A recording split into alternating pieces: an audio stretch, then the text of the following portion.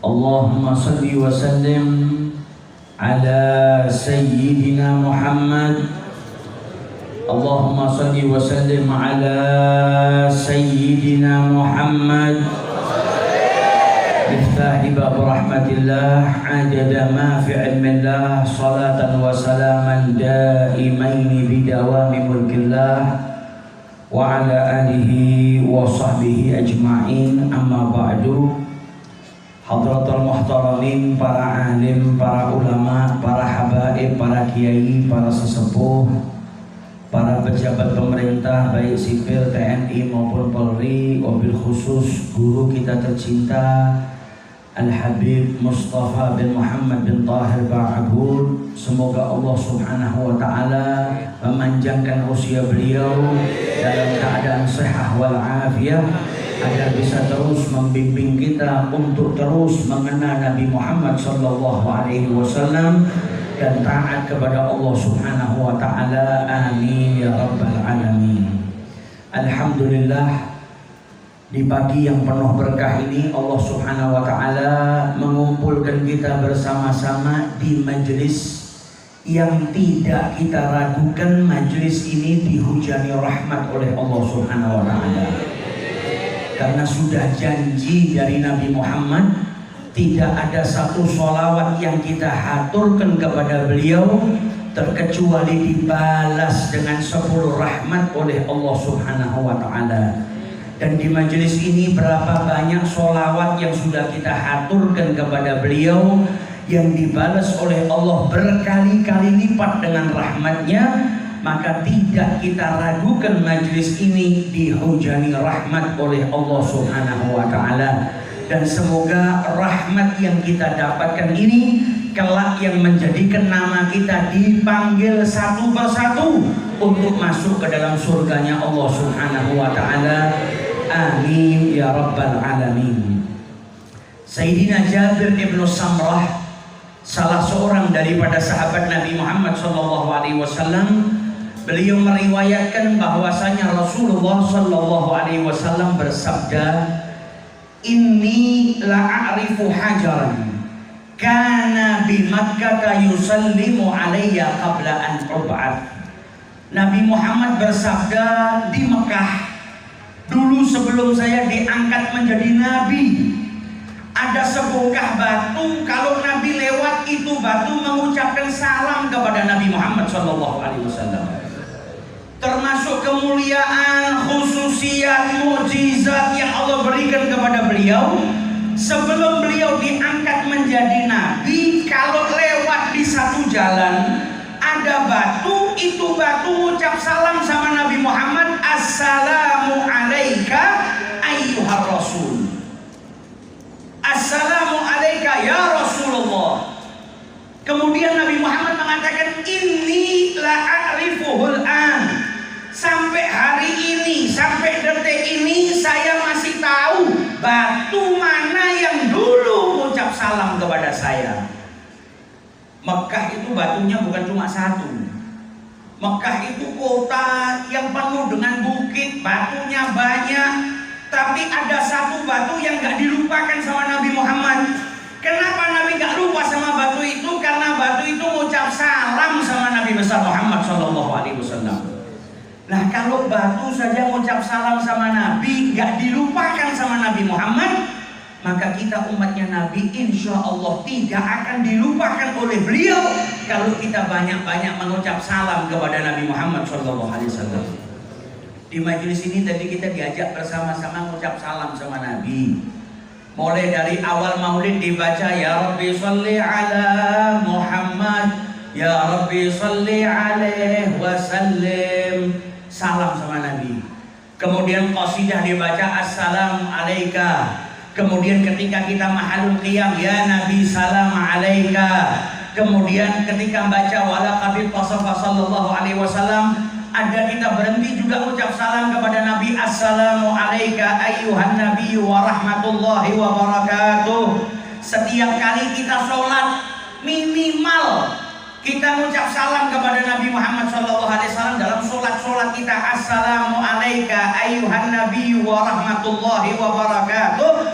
Maka salam salam yang kita baca ini, kita harapkan apa? Kelak di hari kiamat Nabi Muhammad tidak lupa kepada kita.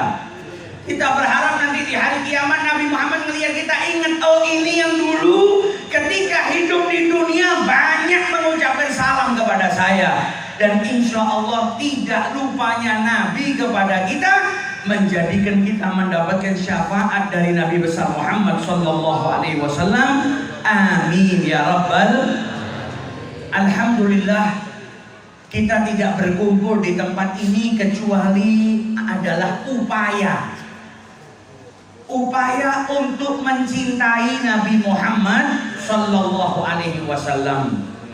Kita ini umat Islam diperintahkan mencintai Allah dan Rasulnya dan berjuang di jalan Allah melebihi daripada kecintaan kita kepada orang tua, bapak, ibu, anak, saudara, keluarga, pasangan hidup, harta, rumah, tempat tinggal, dan lain sebagainya.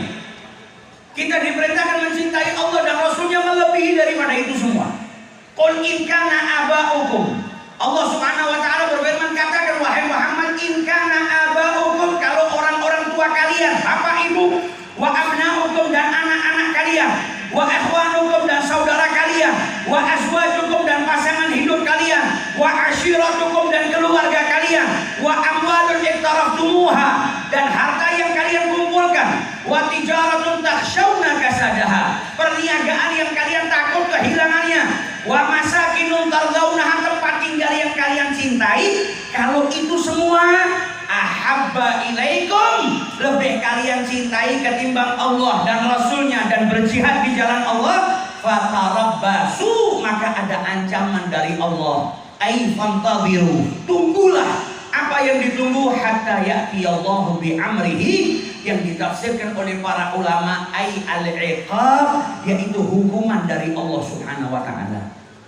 Kita diperintahkan cinta sama Nabi, bahkan cintanya melebihi daripada orang tua kita, anak-anak kita, dan seluruh manusia. Nah, kalau tidak ada upaya, bagaimana mungkin kita bisa mencintai Nabi besar Muhammad? Panjenengan rawuh teng majelis maulid niki tujuane napa? Kenal, mencari tahu lebih banyak Nabi besar Muhammad sallallahu alaihi wasallam. Panjenengan nek mboten rawuh teng majelis maulid, majelis yang di situ dibacakan sejarah hidupnya Nabi Muhammad, terus jenengan niku badhe kenal Nabi Muhammad teng majelis pundi? Majelis seperti ini majelis yang mengenalkan kita kepada Nabi Muhammad. Nek panjenengan mau itibak marang Kanjeng Nabi tapi mboten kenal, niku mustahil. Apa yang mau diikuti? Sedangkan kita diperintahkan oleh Allah dalam Al-Quran, Qul, katakan wahai Muhammad, in kuntum tuhibbunallah, kalau kalian mencintai Allah, diikat sama Allah. Siapa saja yang aku cinta kepada Allah, fattabi'uni yuhibbukumullah, ikutilah aku, niscaya kalian akan dicintai oleh Allah. Nek wonten tiyang aku cinta kali Gusti Allah, tapi dalane mboten sesuai kali dalane Kanjeng Nabi Muhammad, fahuwa kadzdzab, dusta, tidak cinta kepada Allah. Cinta kepada Allah syaratnya jalannya seperti jalannya Nabi Muhammad, yang diikuti Nabi Muhammad, yang dikerjakan apa yang dikerjakan Nabi Muhammad. Karena cinta niku butuh bukti. Imam Ghazali dawuh napa? Man yad'i hubbul jannah, sapa sing ngaku pengen mlebet swarga walam ya'mal bi ta'ah, tapi mboten taat marang Gusti Allah, fahuwa kadzdzab, pengakuannya dusta. Ngaku pengen mlebet surga tapi mboten taat marang Gusti Allah. Perintahnya Allah enggak dikerjakan, larangannya Allah diterjang, pengakuannya dusta. Wa man yad'i khauf minan nar, sapa sing ngaku wedi karo nerakane Gusti Allah, takut masuk ke dalam nerakanya Allah, walam yatrukul ma'asi, tapi perbuatan maksiat tidak ditinggalkan, fahuwa kadzdzab, dusta. Ngaku udah kepingin masuk neraka, maksiat tiap hari, berarti pengakuannya dusta. Begitu juga orang yang ngaku cinta kepada Allah, syaratnya apa? Syaratnya itibah kepada Nabi Muhammad sallallahu alaihi wasallam. Lah panjenengan mau ngikuti Kanjeng Nabi tapi mboten kenal terus pripun? Panjenengan diperintahkan ngikuti Kanjeng Nabi tapi jenengan mboten kenal, yang mau diikuti apanya? Makanya majelis seperti ini ngajarkan kita ngenalke kula lan panjenengan Kanjeng Nabi Muhammad. Supaya apa? Semakin kita kenal, kita bisa neladani. Semakin kita kenal, semakin cinta. Ada anak muda beberapa saat yang lalu pernah tanya kepada saya, apa mungkin sih kita bisa mencintai Nabi Muhammad kok kita ini gak pernah ketemu? Masa iso menungso iku cintai seseorang yang dia belum pernah ketemu terus bisa cinta? Maka saya jawab, berapa banyak hari ini orang yang cinta kepada tokoh-tokoh masa lalu dan tidak pernah ketemu. Hari ini berapa banyak anak muda yang mengidolakan Bapak Revolusi. Berapa banyak anak muda zaman sekarang yang mengidolakan Pak Karno. Anak-anak muda zaman sekarang yang mengidolakan Pak Karno banyak. Bahkan jenengan kalau masuk ke kamarnya ada fotonya Pak Karno. Handphonenya, wallpapernya gambarnya Pak Karno. Profil WhatsAppnya gambarnya Pak Karno. Yang mengidolakan anak muda yang ketika lahir Pak Karno sudah wafat. Tapi karena dengar keberaniannya Pak Karno melawan penjajah, karena dengar keberanian Pak Karno dalam melawan sesuatu yang tidak baik, karena kenal Pak Karno sebagai sosok proklamator, ada satu sifat yang dia idolakan, akhirnya dia cinta. Ketika cinta dia idolakan, bajunya gambarnya Pak Karno, rumahnya ada fotonya Pak Karno, dan tokoh-tokoh yang lain, padahal tidak pernah ketemu. Lah kalau manusia biasa yang banyak kurangnya saja, semakin kita sering dengar kita bisa cinta, apalagi Nabi Muhammad SAW. Makanya para ulama bikin majelis seperti ini tujuannya apa? Biar dicekoi telinga kita sejarah hidupnya Nabi. Tiap hari yang kita dengarkan apa? Nabi, pasti cinta. Kalau sudah cinta mengidolakan. Kalau sudah mengidolakan, maka kita akan tertarik untuk ikuti jalannya Nabi besar Muhammad SAW. Jadi jangan dikatakan majelis seperti ini nggak ada manfaatnya.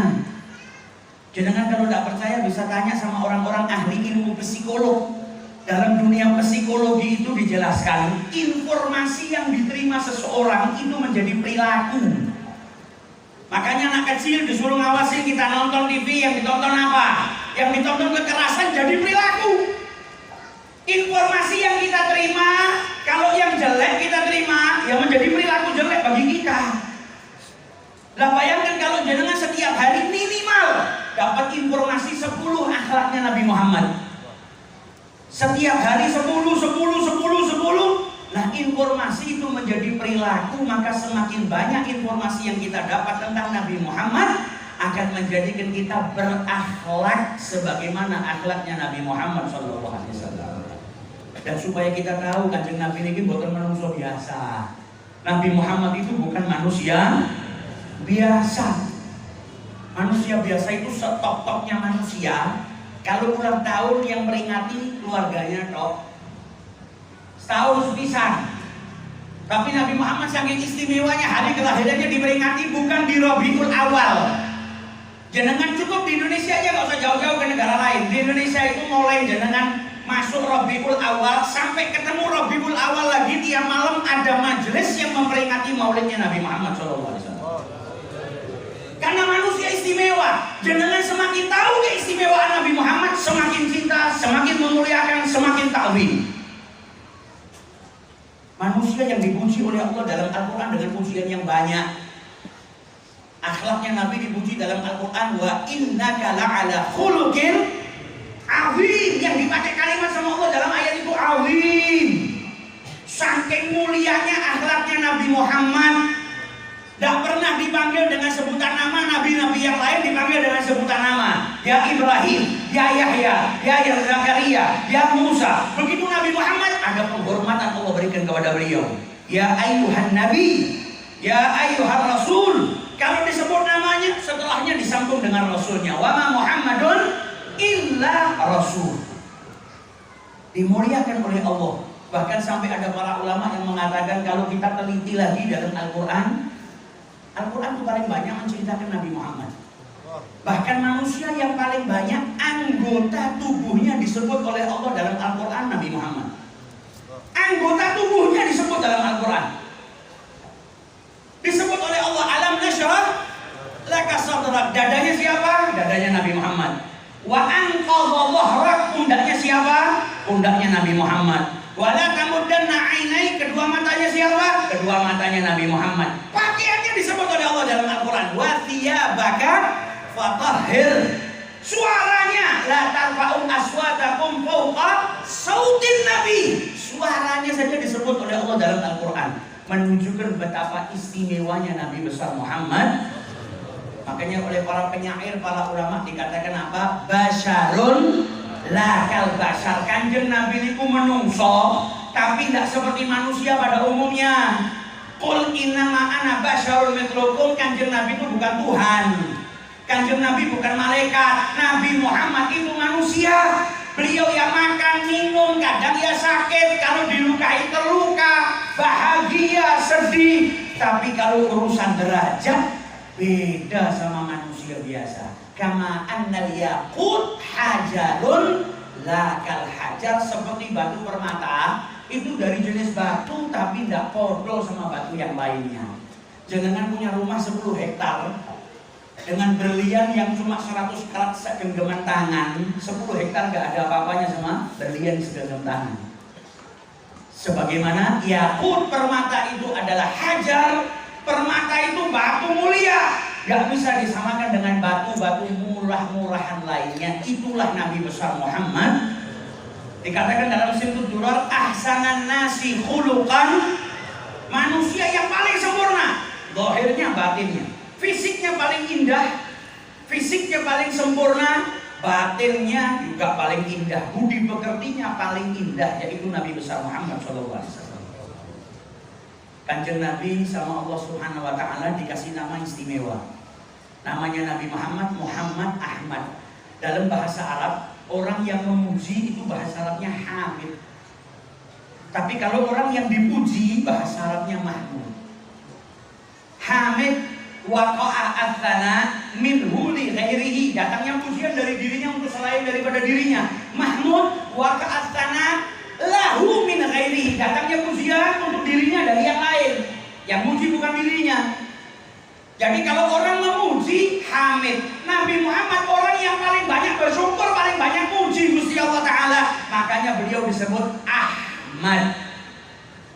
Mahmud orang yang terpuji. Nabi Muhammad lebih dari cuma sekedar terpuji, sangat-sangat terpuji, dipuji oleh Allah, dipuji oleh makhluk-makhluknya Allah. Maka beliau disebut dengan Muhammad. Namanya sudah istimewa. Fisiknya tidak ada yang mengalahkan Nabi Muhammad. Tampannya Nabi tidak ada yang mengalahkan. Jangan kalau baca syama'ilnya Nabi Muhammad, selalu jangan dapatkan sahabat Nabi itu mengibaratkan Nabi Muhammad seperti matahari atau rembulan. Setelah itu di ujung kalimat, aku tidak pernah melihat yang seperti ini, la qablahu wala ba'dahu. Sudah diibaratkan seperti matahari atau bulan. Kemudian sahabat menutup dengan apa? Yang seperti Nabi indahnya saya nggak pernah lihat. Tidak orang terdahulu, tidak pula orang yang akan datang. Sallallahu alaihi.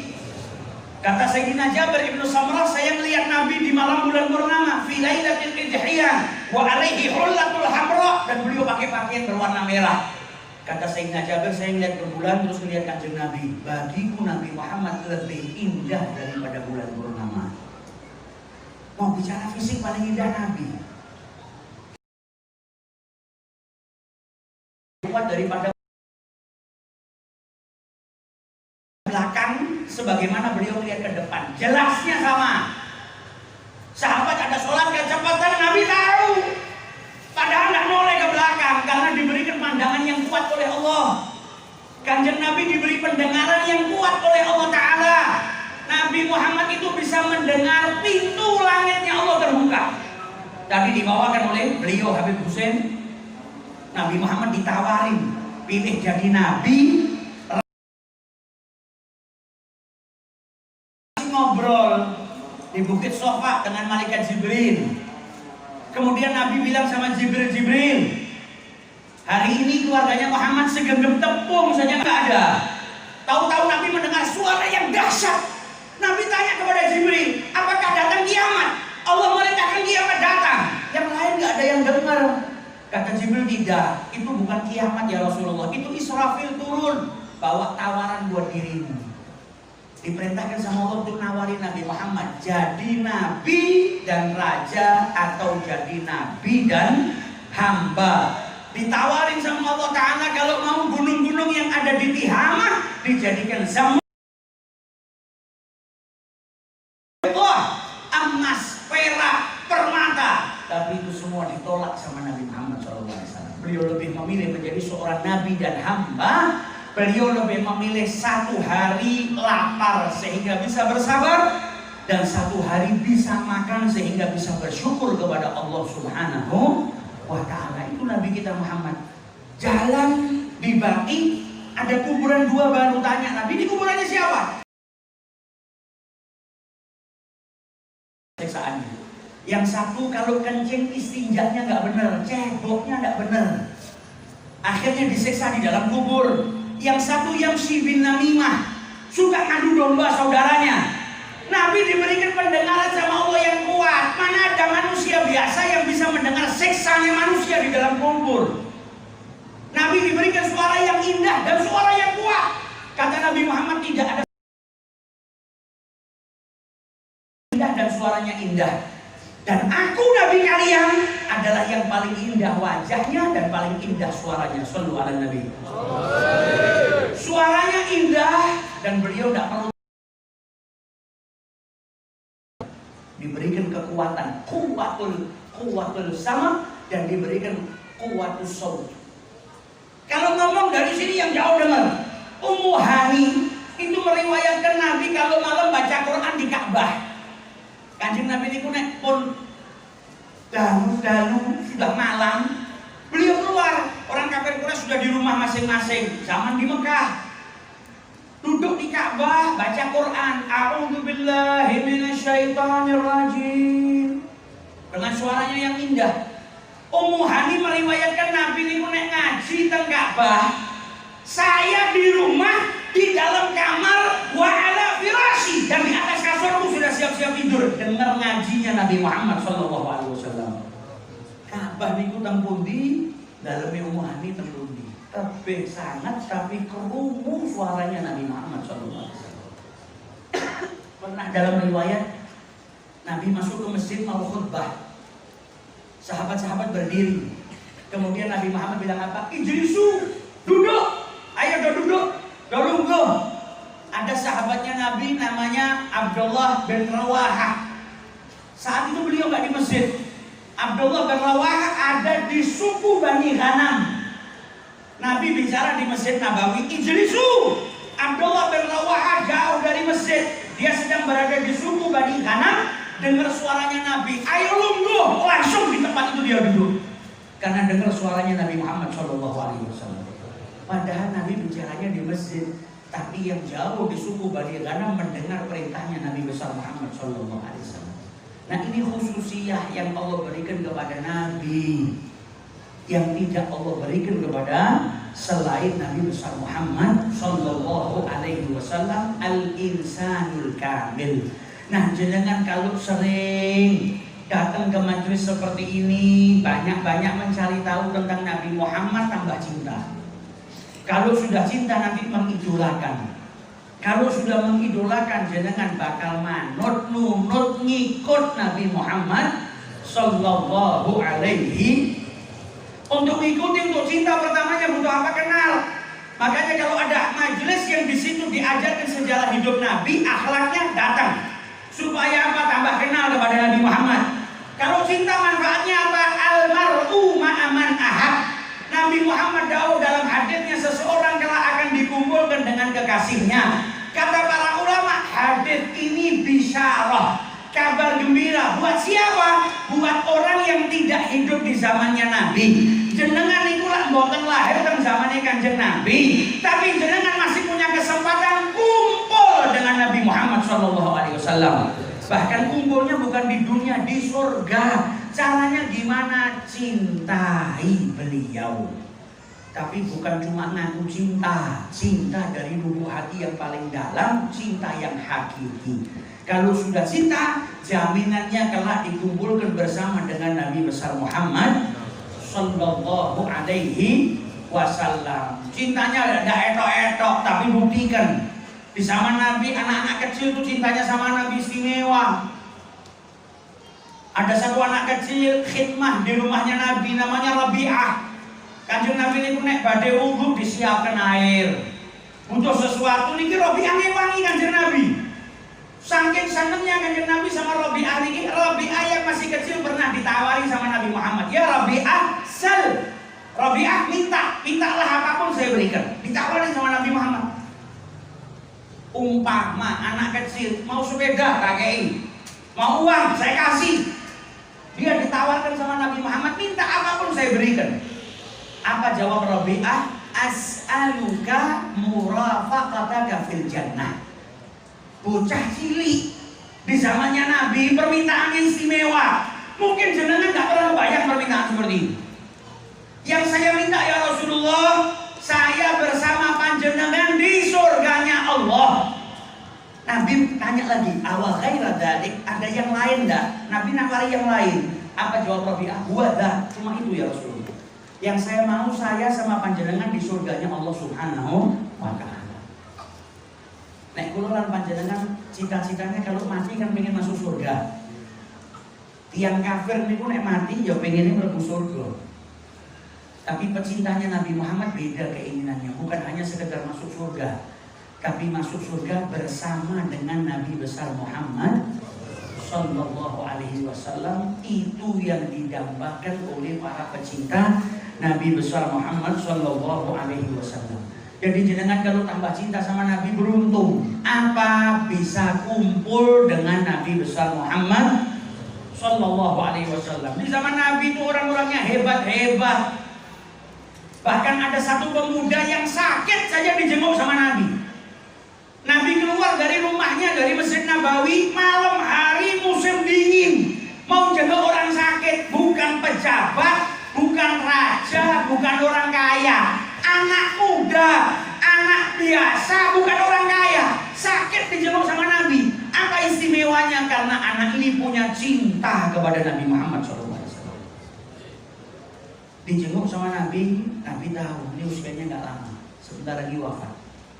Nabi bilang sama keluarganya, ini Talha ibn Barra kalau meninggal malam ini kabarin saya cepet-cepet. Kenapa ya Rasulullah? Karena saya mau nyolatin anak ini. Yang minta bukan Talha, tapi Nabi yang minta mau nyolatin orang ini. Menunjukkan betapa beruntungnya Talha ibn Barra karena cintanya kepada Rasulullah SAW. Nabi pulang, Talha siuman. Dikabari Kanjeng Nabi barusan dari sini, menjenguk dirimu, bahagia Talha. Tapi sakitnya sudah parah. Tambah parah. Apa kata Talha? Kalau saya mati malam ini, kuburkan saya segera, jangan kabarkan Nabi Muhammad. Keluarganya bingung tuh. Harusnya kau pingin Nabi Muhammad yang menguburkan dirimu. Kan kau ini cinta sama Nabi.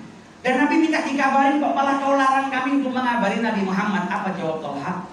Saya takut kalau Nabi dikabarin, nanti malam-malam Nabi keluar dari rumahnya ke sini.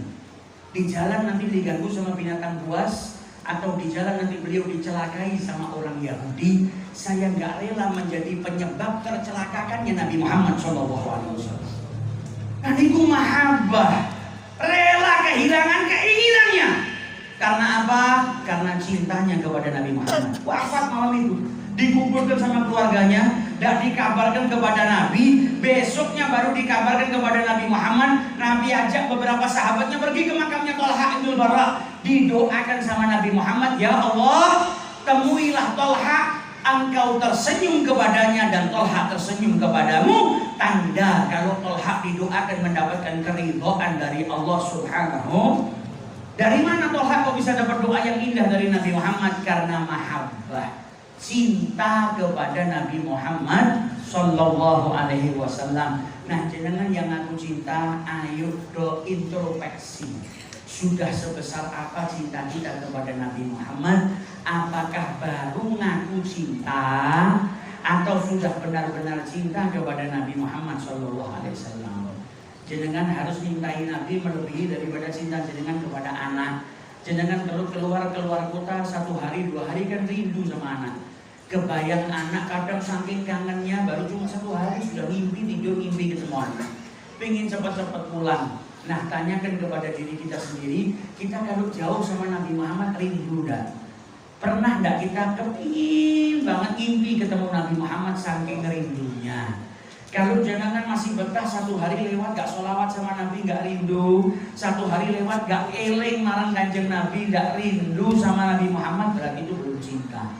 Karena cinta itu gak betah lama-lama berpisah dengan sang kekasih. Semoga kita keluar dari majelis ini tambah cinta kepada Nabi Muhammad, cinta kepada Allah Subhanahu wa Ta'ala, dan semoga cinta kita yang sederhana ini dibalas oleh cinta oleh Allah Subhanahu wa Ta'ala. Dicintai pula kita oleh Nabi besar Muhammad Sallallahu Alaihi Wasallam, dan semoga tidak keluar dari majelis ini kecuali dosa-dosa kita diampuni oleh Allah, hajat-hajat kita dikabulkan oleh Allah, berkah maulidnya Nabi Muhammad. Siapapun di antara kita yang sakit semoga diberi kesembuhan oleh Allah, keluarga kita yang di rumah sedang sakit diberi kesembuhan oleh Allah, dan kita dijaga, kita, keluarga kita, anak-anak kita, istri-istri kita, semuanya kita dijaga oleh Allah dari berbagai macam musibah, khususnya dari wabah, dari virus corona dan penyakit-penyakit apapun. Berkahnya Nabi Muhammad semoga kita dijauhkan oleh Allah Subhanahu wa Ta'ala, dan segera virus ini diangkat oleh Allah Subhanahu wa Ta'ala,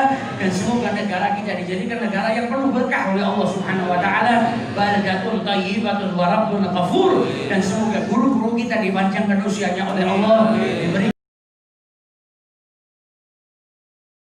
terus untuk lebih dekat kepada Allah Subhanahu wa Ta'ala, dan semoga cinta yang sederhana ini kelak menjadikan kita mendapatkan syafaat dari Nabi Muhammad SAW. Hari ini kita kumpul bersama di sini, insya Allah kelak kita dikumpulkan bersama di surga bersama dengan Nabi Muhammad SAW. Dan di tahun-tahun yang akan datang semoga kita berziarah ke makam Nabi Muhammad SAW, diizinkan berziarah ke Baitullahil Haram. Amin ya rabbal alamin. Wal afu minkum. Wassalamualaikum warahmatullahi wabarakatuh.